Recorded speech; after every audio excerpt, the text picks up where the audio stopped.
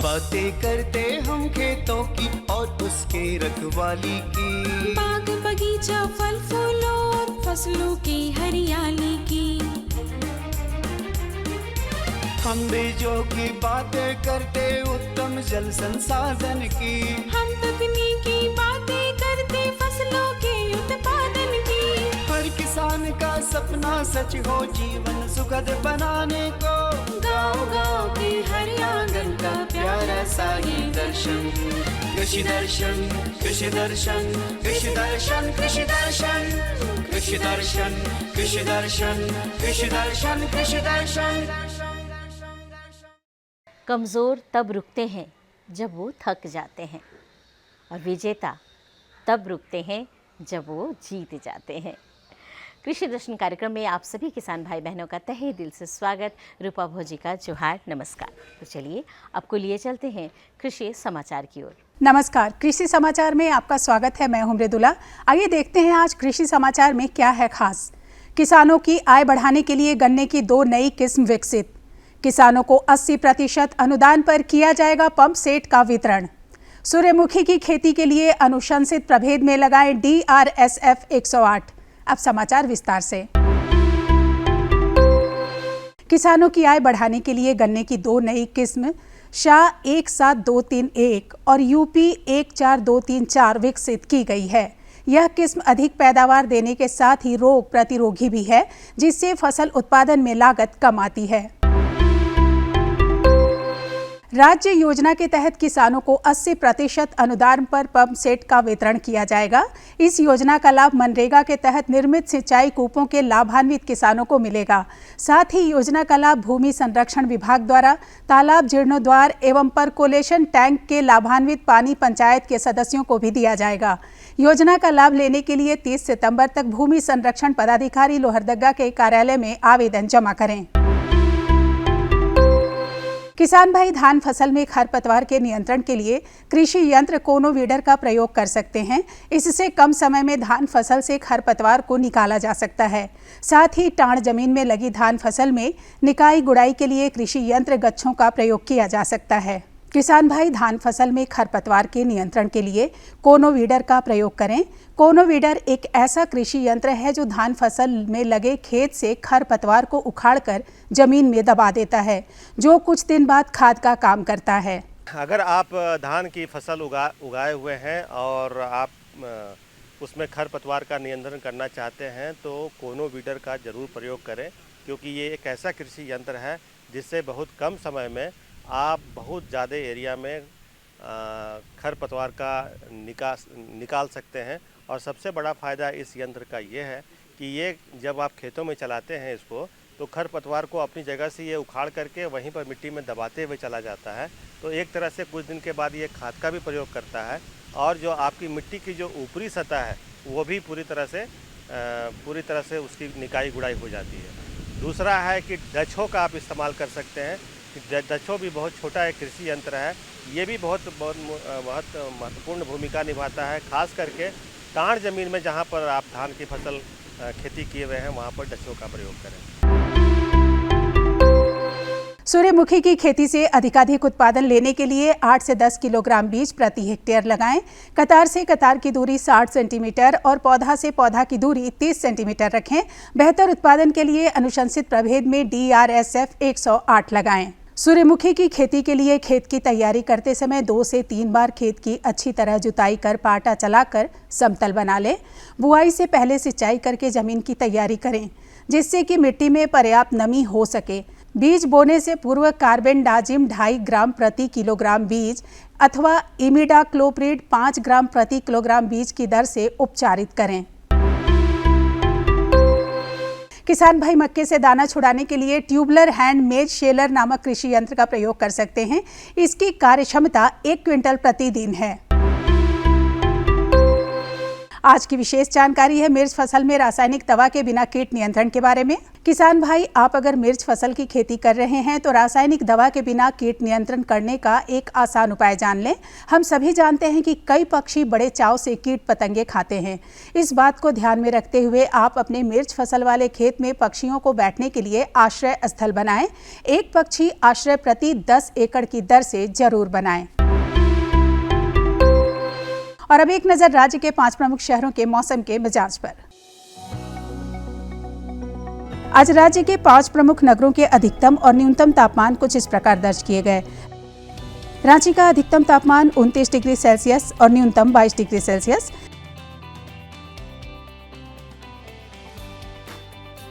जमशेदपुर का अधिकतम तापमान 33 डिग्री सेल्सियस और न्यूनतम 26 डिग्री सेल्सियस। मेदिनीनगर का अधिकतम तापमान 32 डिग्री सेल्सियस और न्यूनतम 24 डिग्री सेल्सियस। देवघर का अधिकतम तापमान 32 डिग्री सेल्सियस और न्यूनतम 25 डिग्री सेल्सियस।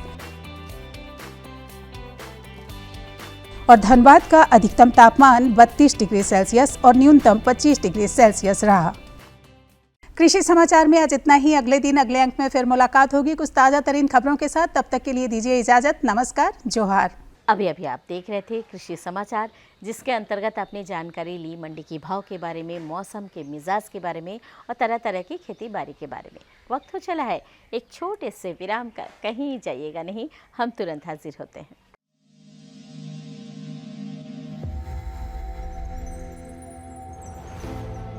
आत्मनिर्भर किसान भारत की शान। उत्पादन में आत्मनिर्भर होने के साथ साथ फसल की कटाई के उपरांत उपज की हानि को रोकने, ग्रामीण क्षेत्रों में रोजगार सृजन करने और बीज से बाजार तक के विजन को मजबूती देने के उद्देश्य से 1 वर्ष पूर्व माननीय प्रधानमंत्री श्री नरेंद्र मोदी जी ने एक महत्वाकांक्षी केंद्रीय योजना एग्रीकल्चर इंफ्रास्ट्रक्चर फंड की शुरुआत की। इस आधुनिक इंफ्रास्ट्रक्चर से कृषि आधारित उद्योग लगाने में एक बहुत बड़ा बदलाव आएगा और बहुत बड़ी गति आएगी। साथियों, अब हम उस स्थिति की तरफ बढ़ रहे हैं जहां गांव के कृषि उद्योगों से फूड आधारित उत्पाद शहर जाएंगे और यही तो आत्मनिर्भर भारत अभियान का संकल्प है। एग्रीकल्चर इंफ्रास्ट्रक्चर फंड से पात्र लाभार्थी गोदामों का निर्माण कर सकते हैं, छटाई या ग्रेडिंग इकाई, पैकिंग हाउस, सप्लाई चेन और कोल्ड चेन जैसी सुविधाएं या फिर प्राथमिक कृषि प्रसंस्करण केंद्र की स्थापना कर सकते हैं। इस योजना के तहत पात्र लाभार्थियों को 2 करोड़ रुपए तक के ऋण पर अधिकतम 7 वर्ष के लिए ब्याज में 3% तक की छूट दी जा रही है। ऋण पुनर्भुगतान के लिए 6 महीने से 2 वर्ष तक मोरेटोरियम की सुविधा भी उपलब्ध है। इस योजना ने अब तक सफलता की कई मिसालें कायम की हैं, जैसे कि मध्य प्रदेश के लाभार्थी श्री विपिन त्रिपाठी ने एग्रीकल्चर वेस्ट से बायोफ्यूल बनाने का इनोवेटिव प्राइमरी प्रोसेसिंग सेंटर लगाया है। लोन मिलने की वजह से हम समय पर सारी मशीनों का प्रोक्योरमेंट और सारा सिविल वर्क टाइम पे करवा पाए, जिससे ये प्रोजेक्ट को लगाना संभव हो पाया। राजस्थान के लाभार्थी श्री यशवर्धन मुंद्रा ने सॉर्टिंग एंड ग्रेडिंग यूनिट लगाकर रोजगार के अवसर पैदा किए हैं। कर्नाटक की महिला उद्यमी श्रीमती ममता वी ने प्राइमरी प्रोसेसिंग सेंटर लगाकर प्रगति की नई राह चुनी है। ಸಣ್ಣ ಪುಟ್ಟ ಉದ್ಯಮಿಗಳನ್ನ ಮತ್ತಷ್ಟು ಅಗ್ರಿಕಲ್ಚರಲ್ಲಿ ಹೆಚ್ಚು ನಾವು ಇನ್ನಷ್ಟು ಸಾಧನೆ ಮಾಡಲಿಕ್ಕೆ ಕಾರಣಕಾರಕವಾದಂತ ಈ ಅಗ್ರಿಕಲ್ಚರಲ್ ಇನ್ಫ್ರಾಸ್ಟ್ರಕ್ಚರ್ ಫಂಡ್ ಇಂದ ನಮ್ಮ ಇನ್ನಷ್ಟು ಯೋಜನೆಗಳು ಆಯೋಜನೆಗಳು ಉತ್ತಮಗೊಂಡಿದೆ। राजस्थान के लाभार्थी श्री दिनेश भट्टर ने जीरे की प्रोसेसिंग यूनिट लगाकर आसपास के ग्रामीणों को आत्मनिर्भरता प्रदान की है। महाराष्ट्र के लाभार्थी श्री अनूप कुमार मोहता ने वेयर हाउस बनाकर अन्न भंडारण को सुनिश्चित किया है। आज देश के कोने कोने से किसान, कृषि उद्यमी, किसान उत्पादक संघ, प्राथमिक कृषि सहकारी समितियां, स्वयं सहायता समूह और कृषि उपज मंडियां इस योजना का लाभ उठा रहे हैं।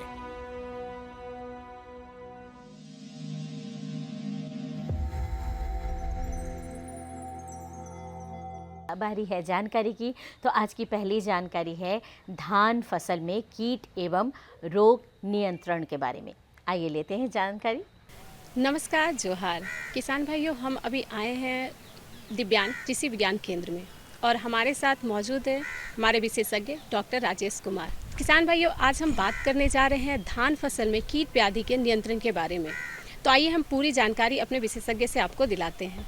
सर, हमारे किसान भाइयों को सबसे पहले आप ये बताएं कि धान फसल जिन किसान भाइयों ने लगाया है, उनके धान फसल में अगर कीट लग जाते हैं तो उसके नियंत्रण के लिए हमारे किसान भाई क्या उपचार कर सकते हैं सर? देखिए, पूरे जो है झारखंड राज्य की बात करें तो सबसे मुख्य फसल के रूप में धान फसल आती है और यहाँ अमूमन जो है धान की खेती अगर किसान बंधु कर लेते हैं तो समझ लीजिए उनको साल भर का जो मेन खाना है, फूड है, वो उनको उपलब्ध हो जाता है।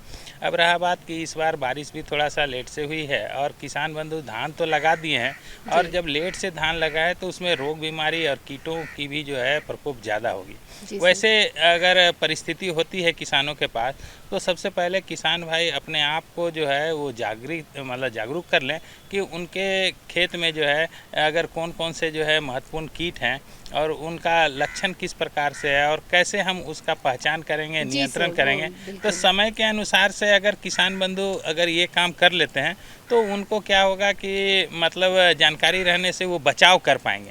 अन्यथा जब समस्या आ जाती है उस समय अगर बचाव के लक्षण को वो खोजेंगे तो समय भी बीत जाता है, नियंत्रण भी ठीक ढंग से नहीं होता है और उनको जो है ज़्यादा नुकसान होता है। सर, तो हमारे किसान भाई उन कीटों की पहचान कैसे कर सकते हैं सर कि वो उनके फसल में क्या कीट लगा है और उसका क्या उपचार होना चाहिए? तो पहले तो उनको पता होना चाहिए कि उनके फसल में लगा क्या कीट है। बिल्कुल, देखिए किसान बंधु को जो है वो तो जानकारी होनी ही चाहिए कि उनके जो है धान में कौन कौन से मुख्य कीट आते हैं।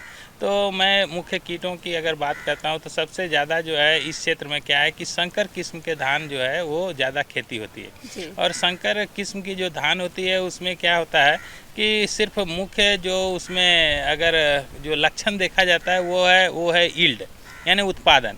और उत्पादन को देखते हुए उसमें क्या होता है कि जब ज़्यादा उत्पादन होता है तो उसमें रोग बीमारी भी ज़्यादा लगते हैं, कीटों की भी आक्रमण ज़्यादा होता है। तो यहाँ पर हम लोग देखते हैं कि जो पीला तना छेदक है इसका मेन कहें या मुख्य कीट है कि पीला तना छेदक है, जिसके वजह से जैसे ही उसमें गाभा जैसे अगर बाली जो निकलने के समय आती है उस समय पूरा का पूरा खेत जो है वो सूखता हुआ नज़र आता है, जिसको बोलते हैं डेड हार्ट। तो ये पीला तना छेदक के वजह से होता है। कभी कभी होता है कि जो गाभा है वो खाली अगरबत्ती जैसा हो जाता है, जिसको साड़ा कीट है वो अटैक होता है। इसके अलावा अभी रिसेंटली हम लोग जो देख रहे हैं यहाँ GLH जो है जिसको मतलब हरा फुदका जो कहते हैं उसका यहाँ पर बहुत ज़्यादा अटैक है। चाहे एक BPH करके आता है ब्राउन प्लांट हॉपर, उसके वजह से पैचेज में जगह जगह जो है वो धान सूख जाते हैं। तो ये विगत कुछ वर्षों से ये कीट का हम देख रहे हैं कि बहुत ज़्यादा जो है इसका आक्रमण है। इसके अलावा पत्ती को काटने वाला है, लीफ फोल्डर है, ये तमाम तरह के अगर देखा जाए तो 107 प्रकार के कीटों का आक्रमण जो है धान के फसल में होता है। इसी में मुख्य कुछ कीट हैं और कुछ जो है जो आर्थिक नुकसान ज़्यादा पहुँचाते हैं और कुछ जो है माइनर कीट हैं जो उतना आर्थिक नुकसान नहीं पहुँचाते हैं। लेकिन जो मुख्य कीट हैं अगर किसान बंधु उसको पहचान करके अपनी फसल को नियंत्रण कर लेते हैं तो काफ़ी जो है वो अपना फसल को सुरक्षित रख पाते हैं और उत्पादन में उनको बढ़िया लाभ होता है। तो तरीका क्या होगा सर पहचान करने का? देखिए, उनका लक्षण को पहचानना होगा। सबसे पहले जो है अगर वो चाहें तो उनके खेत में आक्रमण हो रहा है कि नहीं पीला तना छेदक साड़ा वगैरह का, तो उसके लिए जो है सर्विलेंस के तहत वो चाहेंगे तो वहाँ पर जो है गंध फास्फंदा जो है उसको इंस्टॉल कर देते हैं। तो नर मादा जो है उसमें जो मादा का गंध रहेगा तो नर तितली आकर के अट्रैक्ट होता है, तो ये पता चलेगा कि इसमें पीला तना छेदक का आक्रमण हुआ है। या जो है हम लोग येलो स्टिकी ट्रैप वगैरह लगाते हैं तो कौन कौन सा कीट जो है आपके खेत में है उससे पता चल जाता है और उसके अनुसार से फिर हम लोग जो है नियंत्रण की प्रक्रिया अपनाते हैं। अगर मान लीजिए कि इसमें हम लोग अगर बात करें रासायनिक नियंत्रण के लिए तो इसमें जो है फुलवेंडामाइट जो फेम के नाम से जो दवा आता है उसका अगर हम लोग शुरुआती जो है छिड़काव करें, जब इक्का दुक्का जो है आपको देखने को मिले तो लगभग जो है 4 लीटर पानी में जो है उसका 1 ग्राम पर 4 लीटर पानी में 1 ग्राम के दर से अगर उसका मिला के अगर स्प्रे करते हैं तो हम तना छेदक का जो है नियंत्रण कर सकते हैं। अगर किसान बंधु अगर बीजोपचार कर लेते हैं जो है क्लोरपायरीफॉस से तो ये क्या होता है कि सीडलिंग ट्रीटमेंट और जिस समय जो सीडलिंग बिचड़ा है उसको भी अगर 4 ml पर लीटर पानी में घोल बना के उसको अगर हाफ एन आवर ड्रिप करके लगाते हैं और साथ ही साथ साथ जब मान लीजिए उनका जो बिचड़ा है वो थोड़ा सा बड़ा हो जाता है तो ऊपर में उसका टिप में अंडा दे देता है। तो उसको अगर तोड़ करके अगर वहीं खेत में मतलब पानी के अंदर उसको दबा देते हैं तो वो कीट की संख्या जो है आप शुरुआती स्तर पे भी नियंत्रण कर सकते हैं। तो बीज आप भी उपचार कर सकते हैं, बिचड़ा उपचार कर सकते हैं, और जब तैयार फसल है वहाँ पर आप गंधफास फंदा लगा सकते हैं, रासायनिक जो है दवा का इस्तेमाल कर सकते हैं। ये तमाम तरह का जो है कार्य को अगर करते हैं तो वो पीला तना छेदक से बचा सकते हैं। उसी तरह जो रस चूसने वाला जो भी आपका अगर मान लीजिए कि कीट हैं जी जी, तो वैसे कीटों के लिए जैसे मान लीजिए कि आपका हम लोग बोल रहे थे कि हरा जो फुदका है जी जी। या आपका जो है BPH है, तो इसके लिए जो है बुप्रोफेजिन जो दवा था उसका हम लोग जो है कम से कम 1.5 ml पर लीटर पानी में घोल बना के अगर उसका छिड़काव कर दें तो उससे उस कीट का जो है नियंत्रण होता है। कुछ रस चूसने वाले और कीट हैं जैसे थ्रिप्स वगैरह भी अटैक करते हैं, वो कभी कभी वायरस को भी जो है प्रमोट करते हैं। तो वैसी परिस्थिति में थ्रिप्स वगैरह अगर का अटैक होता है तो फिप्रोनिल जो है उसका अगर हम लोग छिड़काव करते हैं तो फिप्रोनिल जो है वो हम लोग अगर 80% वाला इस्तेमाल किए हैं तो 4 लीटर पानी में 1 ग्राम उसका जो है दवा को घोल बना के उसका छिड़काव कर सकते हैं। इसके साथ साथ अगर मान लीजिए कि हम लोग के पास कभी कभी जो अपलैंड का यहाँ पर धान की खेती होती है ऊपरी ज़मीन, तो उसमें दीमक का भी समस्या बहुत ज़्यादा होता है। तो दीमक का अगर समस्या होता है तो उस परिस्थिति में जो है हम लोग यहाँ पर क्या करते हैं कि उसके लिए क्लोरपायरीफॉस है या वो दवा है उसका जो है छिड़काव करते हैं। तो वो मान लीजिए कि मिट्टी में अगर उसका छिड़काव कर दिए तो वो भी उसमें काफ़ी जो है हमारी फसल को क्या करता है कि आपको मतलब बचा देता है। सर ये तो रही रासायनिक दवा के बारे में। अगर किसान भाई हमारी जैविक खेती जो कर रहे हैं उनके लिए क्या उपाय है सर? देखिए कीट की बात के साथ साथ रोग भी है, तो किसान बंधु अगर मान लीजिए कि रोगों की भी कुछ हमारे ख्याल से जो है उसमें अटैक होता है, और उसमें जो सबसे ज़्यादा जो है इस क्षेत्र में जो हम आक्रमण देखते हैं उसकी बात अगर करते हैं तो यहाँ पर जो है वो है आपका BLB जिसको बैक्टीरियल लीफ ब्लाइट बोलते हैं। उसमें ऊपर से जो है लाल होकर के जो है पूरा सूख जाता है। तो वो ज़्यादा जो है समस्या है। अगर रोग में किसान बंधु अगर उसका जो स्ट्रेप्टोसाइक्लिन है अगर उसका जो है 25 लीटर पानी में 6 ग्राम मिला करके उसका स्प्रे करते हैं। और जैविक खेती के लिए जो है किसान बंधु को इसमें एक चीज़ का विशेष ध्यान देना है कि मान लीजिए जो घर में जो निर्मित जो दवा है, चाहे गोबर है, गौमूत्र है या बॉटनिकल्स है, जो हम लोग पौधे से जो तैयार करते हैं, चाहे वह नीम है, करंज है, या बाज़ार में जो है बहुत ऐसे जो है जैव कीटनाशक उपलब्ध हैं, चाहे बैसिलस थुरिनजेंसिस कुष्ठकी जो है बीटी है, या हम लोग बिवेरिया बेसियाना है, या हम लोग जो है देखते हैं HANP भी है। तो इस तरह के जो कीटनाशक उपलब्ध हैं उनका अगर इस्तेमाल करें तो किसान बंधु का जो है जैविक विधि से भी वो धान को उत्पादन कर सकते हैं और कीटों का नियंत्रण कर सकते हैं, रोग का भी नियंत्रण कर सकते हैं। तो इस तरह से अपनी फसल को वो बचा सकते हैं। तो किसान भाइयों, हमारे विशेषज्ञ ने आपको बहुत ही महत्वपूर्ण जानकारी दी। आशा करते हैं कि आप इसका पूरा भरपूर लाभ उठाएंगे। हमारे विशेषज्ञ ने आपको इतनी अच्छी जानकारी दी, इसके लिए सर आपका बहुत बहुत धन्यवाद। किसान में जोहार। हमारी है दूसरी जानकारी की, तो दूसरी जानकारी है मुर्गियों में होने वाले रोग व बचाव के बारे में। हमारे बहुत सारे किसान भाई बहन खेतीबाड़ी के साथ साथ पशुपालन, मुर्गी पालन वगैरह करते हैं, उनके लिए ये लाभकारी जानकारी। किसान भाइयों, आज हम बात करेंगे मुर्गियों में होने वाले रोग व बचाव के बारे में, और इस विषय पर जानकारी देने के लिए आज हमारे साथ है कृषि विज्ञान केंद्र दिव्यांग के विशेषज्ञ डॉक्टर भरत महतो। डॉक्टर साहब, जैसा कि आज का विषय हमने लिया है मुर्गियों में होने वाले रोग व बचाव के बारे में, तो सबसे पहले आप हमारे किसान भाइयों को बताएं कि मुर्गियों में प्रमुख कौन कौन से रोग होते हैं और शुरुआती दौर में कैसे उसका बचाव करेंगे। जी हाँ किसान भाइयों, जैसे मुर्गी व्यवसाय अभी आप सभी जानते हैं कि अभी के समय में एक बहुत ही बड़ा उभरता हुआ व्यवसाय है। इसमें बहुत सारे किसान भाई अच्छे लाभ कमा रहे हैं, पर इसके साथ साथ में मुर्गियों में एक जो रिस्क फैक्टर होता है ना, वो भी बहुत अधिक होता है, क्योंकि मुर्गियों में जो रोग प्रतिरोधी क्षमता होती है ये अन्य पशुओं से काफ़ी कम होता है, जिसके कारण इनके तरह तरह की बीमारियां आने की संभावना अधिक रहती है। और विशेष करके अगर जो किसान भाई मुर्गी में ब्रॉयलर मुर्गियों का पालन कर रहे हैं या जो लेयर मुर्गी जो एक्सक्लूसिव हैं उन सबों का पालन कर रहे हैं, चाहे वो केज में हो या लिटर सिस्टम में हो, उन सबों पे ये बीमारी आने की संभावना जो हमारे देसी मुर्गियां हैं उन सबों की अपेक्षा अधिक होती है। और जो जैसा हम बात कर रहे थे ब्रॉयलर में और लेयर्स में मरने की जो मृत्यु दर है वो भी अधिक होती है बनिस्बत देसी मुर्गियों की। हालांकि बीमारी आने की जो संभावना होती है ये सभी किस्म के मुर्गियों में या सभी नस्ल के मुर्गियों में होने की संभावना तो बनी ही रहती है। विशेष करके अगर मुर्गियों में जो मुख्य रोगों की बात करें तो कई स्टेज में अलग अलग स्टेज में आते हैं, लेकिन मुर्गियों में मुख्य रूप से कहें तो रानीखेत, गैम्ब्रो, कॉक्सिडिया, ई कोलाई, CRD, इस तरह की जो बीमारियां हैं बहुत ही ज़्यादा मतलब मुताज में मिलती हैं। और कहीं कहीं आपको जो फार्मिंग हो रही है, जो इंटेंसिव फार्मिंग है, उन सबों में गोट जैसी बीमारियां भी देखने को मिलती हैं। इसके साथ साथ IB आजकल, पहले ये कम मिलती थी, पर IB के प्रचलन भी, इन्फेक्शियस ब्रोंकाइटिस की प्रॉब्लम भी आजकल फील्ड में काफ़ी देखने को मिल रहा है। तो ये सभी बीमारियां हैं किसान भाइयों जिनसे अगर आप बचाव के जो उपाय है उसको अच्छा से कर लेते हैं तो आपकी मुर्गियों में जो होने वाले इन सब बीमारियों से जो होने वाली जो हानि होती है उससे आप आसानी से बच सकते हैं। डॉक्टर साहब, यहाँ आपने जिक्र किया कि मुर्गियों में होने वाले प्रमुख रोग जो होते हैं इस प्रकार, तो इन सबों की शुरुआती लक्षण क्या होती है? कैसे पता चले हमारे किसान भाइयों को कि इसमें अब इस प्रकार की बीमारियों का प्रकोप हो गया, तो और उसका बचाव कैसे वो करेंगे? जी किसान भाइयों, जैसे सबसे पहले बीमार मुर्गियों को पहचानने की हमको कला जाननी चाहिए। ये एक प्रकार की आर्ट होती है, हम साइंस विथ आर्ट कहें तो है ये। आप बीमार मुर्गियों को पहचानें, अपने जितना जल्दी हो सके बीमार मुर्गियों को पहचानें, तभी आप इसका निदान आसानी से कर सकते हैं। से बीमार मुर्गियों में आप देखेंगे कि दाना कम उठाएगी, दाना का जो खाने की जो ये पे रुझान है वो कम हो जाएगा, पानी भी कम पिएंगी, चलने फिरने की जो चुस्ती फुर्ती रहती है वो कम रहेंगे, किसी कोना पे अकेले झुंड से अलग होकर बैठे रहेंगे। अमूमन सभी बीमारियों में मुर्गियां सिर झुका के बैठी रहती हैं, जो उनके पंख हैं वो थोड़ा सा खुदरे रफल फेदर टाइप का रफ दिखेंगे, जो चिकनापन होता है वो नहीं दिखेगा।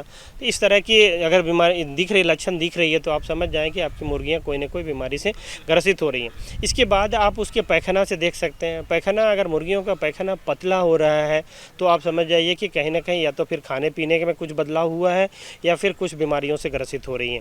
विशेष करके अगर आप देखेंगे कि हरा रंग की पैखाना हो रही है तो आप ये एक तरह का एक थोड़ा हिंट्स होता है कि आपकी मुर्गियाँ कहीं ना कहीं वायरल प्रॉब्लम से जूझ रही हैं। तो जैसे ही वायरल की बात आती है, जैसे आप सभी जानते होंगे कि जो मुर्गियों में जैसे होता है ना कि वायरस, विषाणु जनित, जीवाणु जनित, इसके अलावा जो परजीवी जनित हैं, इन सब बीमारियां भी काफ़ी अधिक मैंने होती हैं। तो विशेष करके जो मृत्यु दर ज़्यादा होने का जो बीमारी होती है वो वायरल बीमारियां होती हैं, जिसमें अभी हम रानीखेत की बात कर रहे थे। जैसे रानीखेत, गैम्ब्रो मुख्य रूप से जो बीमारी है ये दोनों आते हैं। तो रानीखेत बीमारियों में शुरुआत जो लक्षण होते हैं पैखाना से आप पकड़ सकते हैं। अभी जो हम बात कर रहे थे, मुर्गियाँ सुस्त रहेंगी, बॉडी टेम्परेचर बढ़ा हुआ रहता है, पानी कम खाएंगे, दाना कम उठाएंगे। इसके साथ साथ जो पैखाना होता है शुरुआत में आपको सफ़ेद पैखाना दिख सकता है, पर सफ़ेद के साथ में हरा पैखाना आपको देखने को अगर मिल रहा है तो आप समझ जाइए कि आपकी मुर्गियाँ निश्चित तौर पे वायरस में, और वायरस में भी रानीखेत बीमारी से ग्रसित हो रही हैं। इसको जानने के लिए आप थोड़ा और आगे की कोशिश करें तो जो और अच्छा रहता है। जैसे पोस्टमार्टम लीजन्स पे, विशेष करके मुर्गियों का रोग अगर पहचानना हो तो जो पोस्टमार्टम लीजन को जानना ज़रूरी होता है। जो मरने के बाद जो मुर्गियों के अंगों में चेंजेज होते हैं उससे हम डिजीज़ को कंफर्म कर सकते हैं कि ये प्रॉब्लम इसी बीमारी के कारण। जैसे उदाहरण स्वरूप आपको रानीखेत की अगर बात करूँ तो रानीखेत में और गैम्ब्रो में या ई कोलाई में कहें या दूसरे बीमारियों में पैखाना का पैटर्न या जो मुर्गियाँ लक्षण जो दिखा रही हैं उसका पैटर्न लगभग समान होता है।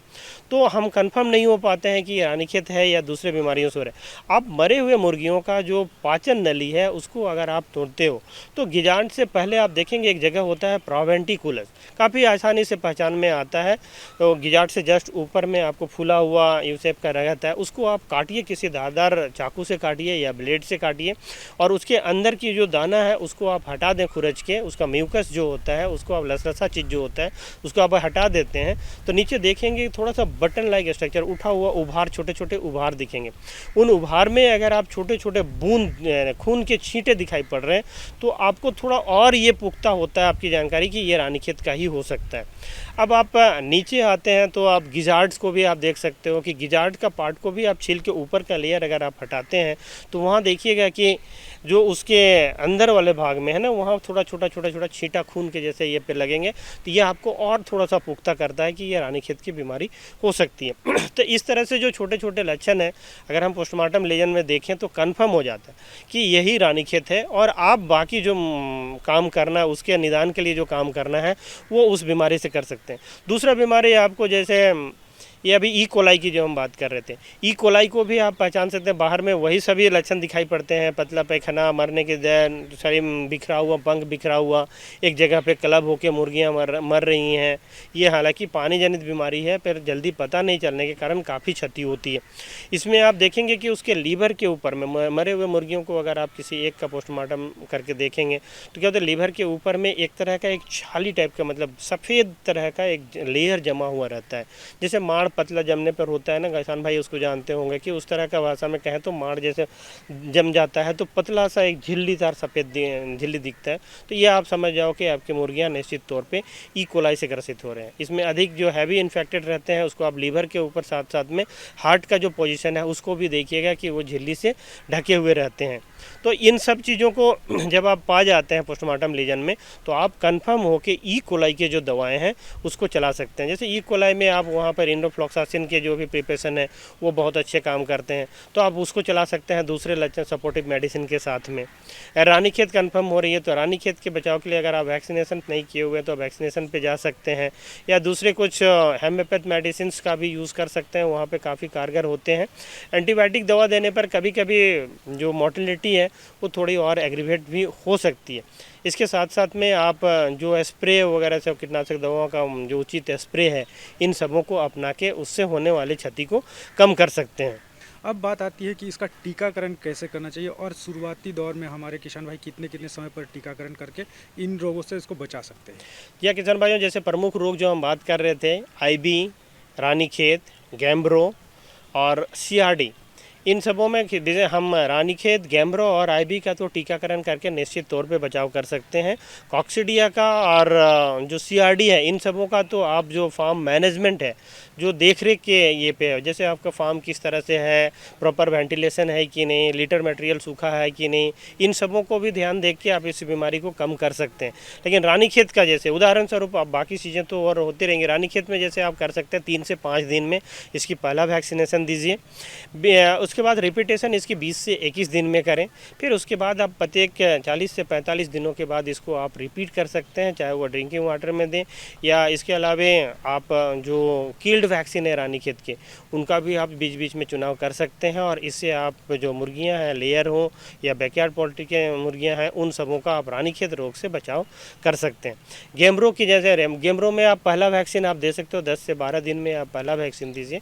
और उसके बाद में अगर आपका लेयर टाइप की मुर्गियाँ हैं या बैकयार्ड टाइप की मुर्गियाँ हैं तो आप 28 से 30 दिन के बीच में आप उसका दूसरा वैक्सीनेशन भी करा सकते हैं। आईबी की जैसे बात कर रहे थे, आईबी ये 1 से 3 दिनों के बीच में आप आईबी का वैक्सीनेशन करके आईबी से छुटकारा पा सकते हैं। तो इस तरह से जो वैक्सीन उपलब्ध है हमारे पास, उनका आप नियमित रूप से वैक्सीनेशन करें, टीकाकरण करें, तो आपकी मुर्गियों को जो संक्रमित बीमारियां हैं जिससे मृत्यु दर अधिक होती है, उन सबों से आप अपना मुर्गियों का बचाव कर सकते हैं और होने वाले हानि से भी आप बच सकते हैं। तो देखा किसान भाई, और डॉक्टर साहब ने कितनी अच्छी जानकारी दी कि कैसे आप अपनी मुर्गियों को पहचान सकते हैं कि उसमें किस प्रकार की रोग लगी है और कैसे उसका बचाव कर सकते हैं। डॉक्टर साहब, आप हमारे इस कार्यक्रम में इतनी जानकारी दी, इसके लिए आपका बहुत बहुत धन्यवाद। धन्यवाद। तो कैसी रही जानकारी? अच्छी थी ना? जानकारियाँ तो हमारे पास और भी हैं, लेकिन आपको तो पता ही है वक्त की कमी है, तो अगली जानकारी हम आपको अगले अंक में ज़रूर दिलवाएंगे, ये हमारा वादा रहता है। तब तक कागज़ और कलम उठाइए, बारी है आपके हमारा पता नोट करने का। तो फटाफट हमारा पता नोट कीजिए और अपने सुझाव और समस्या हम तक लिखकर ज़रूर भेजिए। और हाँ, आप हमसे फेसबुक और ट्विटर पर भी संपर्क कर सकते हैं।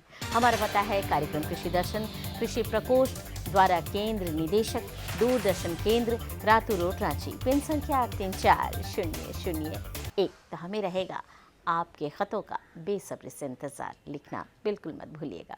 अब हमें और हमारी पूरी टीम को दीजिए इजाज़त। जोहार।